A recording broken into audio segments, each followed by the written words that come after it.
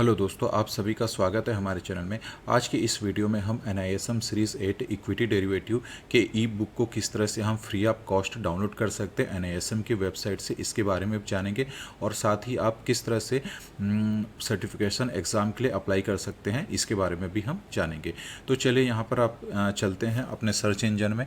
आप अपने जो भी सर्च इंजन है उसमें आपको टाइप करना है NISM बुक डाउनलोड। ठीक है, जैसे ही आप सर्च करेंगे तो आपको यहाँ पर एक पेज शो करेगा NISM का सर्टिफिकेशन एग्ज़ाम वर्कबुक का। इसको आप जैसे ही प्रेस करेंगे तो प्रेस करने के बाद आपको कुछ इस तरह का पेज दिखेगा, जिसमें आपको बताया जाएगा कि study material available for certification exam. इसके बाद आप इसको डाउनलोड भी कर सकते हो, व्यू भी कर सकते हो, और ये कम्प्लीटली फ्री ऑफ कॉस्ट है। ठीक है, तो इसके लिए आपको एक माइनर रजिस्ट्रेशन करना पड़ता है, जैसे कि आप अपना name, email ID, mobile number, city और स्टेट डाल करके प्रोसीड करेंगे। जैसे ही आप प्रोसीड करेंगे, प्रोसीड करने के बाद कुछ इस तरह का आपको पेज शो करेगा, जहाँ पर आपको मल्टीपल एग्ज़ाम जो भी NISM जो होता है, इसके कई सारे एग्ज़ाम्स होते हैं। जैसे अगर आप देखेंगे तो यहाँ पे करेंसी डेरिवेटिव हो गया। ठीक है, इस तरह से मल्टीपल एग्ज़ाम होते हैं। तो यहाँ पर हमारा जो मेन एग्ज़ाम होता है, जिसे हम जो बेसिक एग्ज़ाम कहा गया है, जिससे कि हम NISM सीरीज़ 8 बोल सकते हैं, जैसे ये 10th नंबर पे। ठीक है, तो इस बुक को अगर आपको डाउनलोड करना है तो यहाँ पर आपको डाउनलोड को प्रेस कर लेना है। जैसे आप डाउनलोड प्रेस करेंगे तो ये अपना बुक यहाँ पर डाउनलोड हो चुका है। ठीक है, और साथ ही आप यदि और भी मल्टीपल एग्जामिनेशन के बुक्स होते हैं, उसे भी आप यहाँ से चाहें तो फ्री ऑफ कॉस्ट डाउनलोड कर सकते हैं। जैसे कि यहाँ पर ये रिसर्च एनालिस्ट का बुक हो गया, और साथ ही यहाँ पर कुछ लोग होते हैं जो म्यूचुअल फंड पे भी काम करते हैं, सीरीज़ 5A 5B के नाम से। ठीक है, तो कुछ लोग उस पर भी काम करते हैं, कुछ इन्वेस्टमेंट एडवाइज़र होते हैं। इस टाइप से मल्टीपल एग्ज़ाम से आप यहाँ पर सारे एक्सप्लोर कर सकते हैं। मैं यहाँ पर अभी सीरीज़ 8 की बात कर रहा हूँ, तो उसे ही हम आगे डिस्कस करेंगे। ठीक है, तो यहाँ पर चले, हमने ये बुक को डाउनलोड कर रखा था। ठीक है, इसको मैं फिर से एक बार प्रेस कर लेता हूँ। ठीक है, हमारी ये बुक डाउनलोड हो चुका है। अब रही बात, इसको हम कुछ देर में एक्सप्लोर करते हैं। अब नेक्स्ट स्टेप है कि आप इस एग्ज़ाम के लिए किस तरह से रजिस्ट्रेशन करते हैं। ठीक है, तो आप फिर से अपने सर्च इंजन में जाइए और वहाँ पर आपको लिखना होगा NISM सर्टिफिकेशन। ठीक है, आप देख रहे होंगे मैंने राइट साइड में एक अनदर पेज ओपन कर रखा हुआ है, इस पर आपको लिखना है NISM सर्टिफिकेशन। जैसे NISM सर्टिफिकेशन के यहाँ पे पेज शो करेगा। अब ये पेज शो हो रहा है, यहाँ पर आपको रजिस्टर नाउ आ रहा है। ठीक है, तो यहाँ पर आपको एक रजिस्ट्रेशन करना पड़ेगा, जिसमें आपको अपने ईमेल आईडी, जो भी ज़रूरी इन्फॉर्मेशन होता है उसके थ्रू आप रजिस्ट्रेशन कर लेंगे। और रजिस्ट्रेशन करने के बाद कुछ इस तरह का पेज आपको शो करेगा। ठीक है, यहाँ पर आपको अपना नेम दिख रहा होगा, और यहाँ पे प्रोफाइल, प्रैक्टिस एग्जामिनेशन, वेट, यहाँ पर enrolment, my examination, my transaction and multiple, इस टाइप से ऑप्शन आ रहे होंगे। ठीक है, क्योंकि आप फर्स्ट टाइम हैं तो फर्स्ट टाइम में आपको एनरोलमेंट में जाना होगा, और एनरोलमेंट में जाने के बाद जिस भी एग्ज़ाम को आप देना चाहते हैं, जैसे एनरोलमेंट फॉर एग्जामिनेशन, इसको आप प्रेस करिए। प्रेस करने के बाद आप देख सकते हैं यहाँ पे मल्टीपल ऑप्शंस आ रहे हैं। ठीक है, आप जिस एग्ज़ाम को क्वालिफाइड करना चाहते हैं उसको आप यहाँ पर टिक कर सकते हैं। जैसे मैं यहाँ पर NISM सीरीज 8 दिख रहा है, equity derivative certification examination English. ठीक है, मैं इसको चूज़ कर लेता हूँ, और चूज़ करने के बाद यहाँ पर हम इसके बाद जो नेक्स्ट स्टेप होता है उसे आप प्रोसीड कर लेते हैं। ठीक है, यहाँ पर आपको पेमेंट करना होगा, और जो भी आपकी सिटी होती है, जैसे मान लेते हैं हम यहाँ पर दिल्ली लिख लेते हैं। ठीक है, वेट। ठीक है, जैसे हमने यहाँ पर दिल्ली NCR कर रखा है। ठीक है, आपको अब यहाँ पर जो भी दिल्ली में, ठीक है, या जो भी आप देख लीजिएगा यहाँ पर। ठीक है, ये हमने कर रखा है।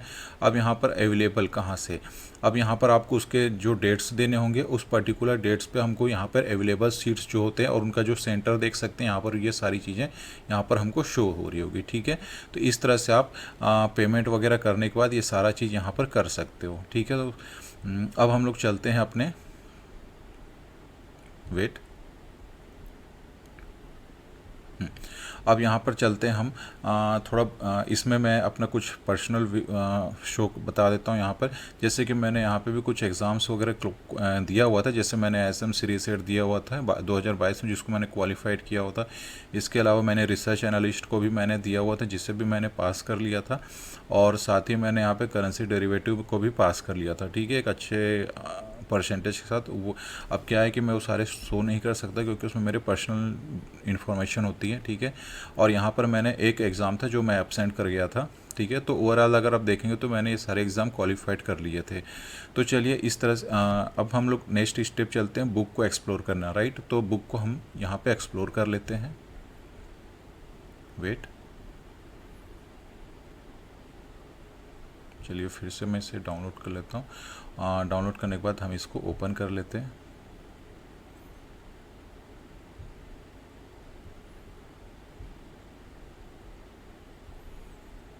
हाँ, ये बुक आपको कुछ इस तरह से दिख शो करेगा। ठीक है दोस्तों, एक मिनट, यहाँ पर मुझे इस बुक को मैं लेफ्ट ले लेता हूँ।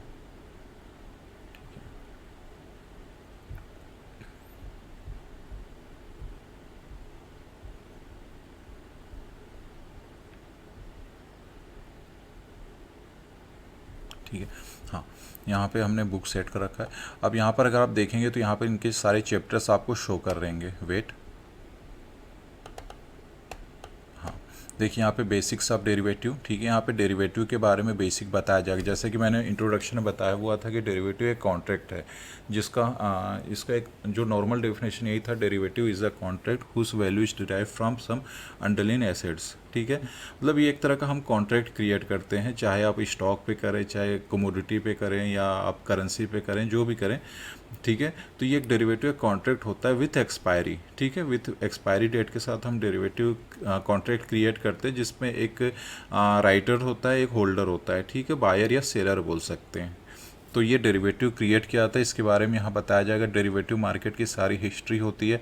फिर इंडियन डेरिवेटिव मार्केट में जैसे कि स्टॉक्स के डेरिवेटिव्स होते हैं, कमोडिटी के डेरिवेटिव्स होते हैं, करेंसी डेरिवेटिव्स होते हैं, प्लस इंडेक्स के डेरिवेटिव होते हैं, जिसे हम निफ्टी बैंक निफ्टी कहते हैं, फिर निफ्टी वगैरह हो गए। ठीक है, ये सारी चीज़ें होंगी। मार्केट पार्टिसिपेंट्स में हम हैजर्स होते हैं। जैसे ज़्यादातर अगर आप देखेंगे तो जो बड़े बड़े जो प्लेयर्स होते हैं, बिग प्लेयर्स कह सकते हैं, ठीक है, प्रो प्लेयर्स, ये सभी हैज पोजीशन लेके मार्केट में बैठते हैं। नेकेड पोजीशन नहीं। नेकेड पोजीशन का मतलब होता है कि वन साइड, या तो प्रॉफिट या तो लॉस।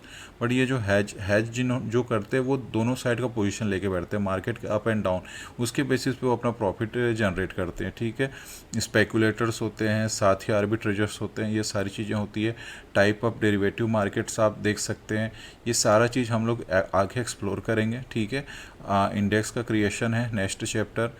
इसके बाद हम आगे बढ़ेंगे तो फॉरवर्ड कॉन्ट्रैक्ट हो गए, फ्यूचर कॉन्ट्रैक्ट्स हो गए। फॉरवर्ड कॉन्ट्रैक्ट मतलब कि दो पार्टी के बीच में किसी पर्टिकुलर एसेट या ठीक है, किसी पर्टिकुलर एसेट हो गया, उसके लिए डायरेक्ट कॉन्ट्रैक्ट क्रिएट किया जाता है दो पार्टीज़ में, जिसका एक प्री डिफाइंड डेट होता है और एक रेट फिक्स कर दिया जाता है। ठीक है, पर इसमें काउंटर पार्टी रिस्क हो सकता है, जिसमें जिस पार्टी को नुकसान हो रही है वो चाहे तो इस कॉन्ट्रैक्ट को कहा जाए तो कैंसिल कर सकता है, तो उससे जो सेकंड पार्टी जिसको प्रॉफिट हो रहा है उसको तो नुकसान हो जाएगा। तो इसलिए फॉरवर्ड कॉन्ट्रैक्ट जो होते हैं इसमें काउंटर पार्टी रिस्क भी रहा जाता है। तो इसी कारण फ्यूचर कॉन्ट्रैक्ट्स का क्रिएशन हुआ। फ्यूचर कॉन्ट्रैक्ट्स में एक थर्ड पार्टी को इंक्लूड कर दिया जाता है, जिसको जो दोनों पार्टी होती है, बायर और सेलर, उनके जो मार्जिन अमाउंट होते हैं उनको दे दिया जाता है, चाहे 10% हो या समथिंग जो भी डिसाइडेड होता है, तो वो थर्ड पार्टी को चल दिया जाता है। फिर जो भी उनके बीच कॉन्ट्रैक्ट का जो भी लेन देन होता है वो सारी चीज़ें होती है। और इसके बाद फिर अगर जो भी एक पार्टी अगर ओबे नहीं करती है कॉन्ट्रैक्ट को, तो उसका जो भी मार्जिन है वो सेकंड पार्टी को दे दिया जाता है। ठीक है, ये फ्यूचर कॉन्ट्रैक्ट हो गया। इसके बाद ऑप्शंस हो गए। इसके बाद इसके बारे में यहाँ पर पूरा बताया गया कि फ्यूचर कॉन्ट्रैक्ट्स किस तरह से बनते हैं, फ्यूचर कॉन्ट्रैक्ट्स की स्पेसिफिकेशन हो गए, उसकी टर्मिनोलॉजीज हो गई हैं। फिर फ्यूचर और फॉरवर्ड में क्या डिफरेंसेस होते हैं, पे ऑफ चार्ट्स देखा गया है, फ्यूचर की प्राइसिंग किस तरह से डिसाइड की जाती है, ब्लैक स्कॉल मेथड हो गए या फिर कंपाउंडिंग के मेथड हो गए। फिर फ्यूचर्स के क्या क्या यूज़ होते हैं, जैसे कि ज़्यादातर अगर कुछ लोग होते हैं जो स्टॉक्स में पोजीशन बनाते हैं, ठीक है, कैश मार्केट में, तो वो लोग फ्यूचर में हैज पोजीशन लेकर के चलते हैं, जिससे कि स्टॉक में अगर लॉस हो तो यहाँ फ्यूचर्स वो लोग उस लॉस को मेंटेन कर सकें। ठीक है, तो ये हो गया। इसके बाद फिर इंट्रोडक्शन ऑफ ऑप्शन। ऑप्शन तो हर कोई जानता है, आज के डेट में सबसे ज़्यादा ऑप्शंस पे ही लोग पैसे गंवा रहे हैं और कमा भी रहे हैं, राइट। तो ऑप्शंस, तो इसके बारे में भी हम यहाँ पे जान सकते हैं। ठीक है, वेट, हाँ, यहाँ पे ऑप्शंस किस तरह से होते हैं, एक्सचेंज ट्रेडेड ऑप्शंस हो गए। ठीक है, इसके अलावा फिर ऑप्शन का मनीनेस हो गया। मनीनेस मतलब at the money, out the money, in the money जो कहा जाता है, उसका कैसे क्रिएशन होता है, उसमें कैसे ऑप्शंस के प्रीमियम्स का कैलकुलेशन होता है। और इसमें जैसे कि अगर देखा जाए तो इसमें दो पॉइंट्स होते हैं, वो भी आप डिस्कस करेंगे आगे। हाँ राइट, इंट्रेंसिक वैल्यू और टाइम वैल्यू, ठीक है। इंट्रेंसिक वैल्यू जो होते हैं ये बायर्स के फ्रेंड होते हैं एक तरह से, और टाइम वैल्यू जो होते हैं वो सेलर्स के रहते हैं, ठीक है। इसको आप जानेंगे पे आप चार्ट्स किस तरह से होते हैं। फिर इनके जो डिफरेंसेस हो गए ऑप्शन फ्यूचर, फिर ऑप्शन के जो ग्रीक होते हैं जैसे आपका डेल्टा वैल्यू हो गई या फिर थीटा, ये सब किस तरह से डिसाइड किया जाता है, गामा, ये सब चीज़ों का कैलकुलेशन होता है। फिर प्राइसिंग होती है, फिर एम्प्लॉयड वॉलेटिलिटी होती है, और ये सारी चीज़ें बताई जाती है, ठीक है। ये सब आप यहाँ पे इस बुक में रीड कर सकते हैं। फिर इसके बाद कुछ स्ट्रेटजीज होती हैं, ठीक है। जैसे यहाँ पे आप देख सकते हैं डेल्टा हेजिंग हो गया, और भी इस तरह से कई मल्टीपल स्ट्रेटजीज होती हैं। अगर आप देखेंगे तो जैसे स्ट्रेडल हो गए, स्ट्रेंगल हो गए, और भी देखा जाए तो कई कई तरह की स्ट्रेटजीज होती हैं, उसके बारे में यहाँ पे बताया जाएगा। वो सारी चीज़ें आप यहाँ पे रीड करेंगे, समझेंगे, और प्रैक्टिकली इसमें बताया भी जाएगा एग्जाम्पल के साथ।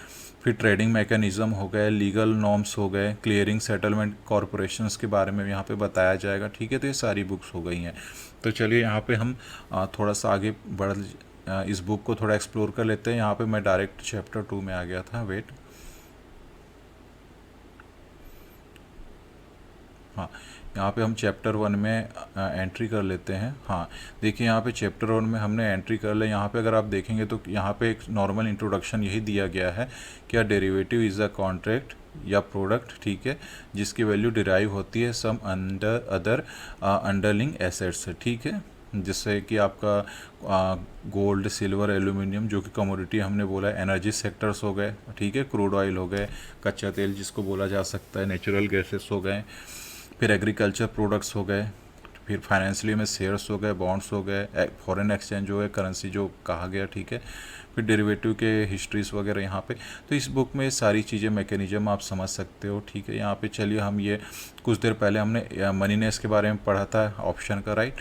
तो at the money, in the money, out the money के बारे में यहाँ पे बताया गया। इंट्रेंसिक वैल्यू, टाइम वैल्यू, ये आपको कैलकुलेशंस के बारे में बताया गया। इस बुक को अपन नेक्स्ट चैप्टर में एक्सप्लोर करते हैं और इस बुक को कंप्लीट कर ही लेते हैं, ठीक है।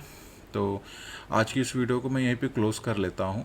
मिलते हैं हम लोग न्यू वीडियो के साथ। तो मैं इसका एक सीरीज़ स्टार्ट कर लेता हूँ जिसमें हम 1 बाय 1 बुक्स को एक्सप्लोर भी करेंगे, कुछ मल्टीपल ऑब्जेक्टिव्स को भी सॉल्व करने की कोशिश करेंगे, ठीक है। और किस तरह से हम सर्टिफिकेशन एग्ज़ाम के लिए अप्लाई कर सकते हैं इसके बारे में भी आपने जान लिया होगा, राइट। तो मैं वीडियो को यहीं पे क्लोज़ करता हूँ। मिलते हैं न्यू वीडियो में कुछ न्यू इंटरेस्टिंग टॉपिक के साथ, मतलब कि इसके नेक्स्ट सीरीज़ के साथ, ओके। तो लाइक सब्सक्राइब करना ना भूलें। Thank you.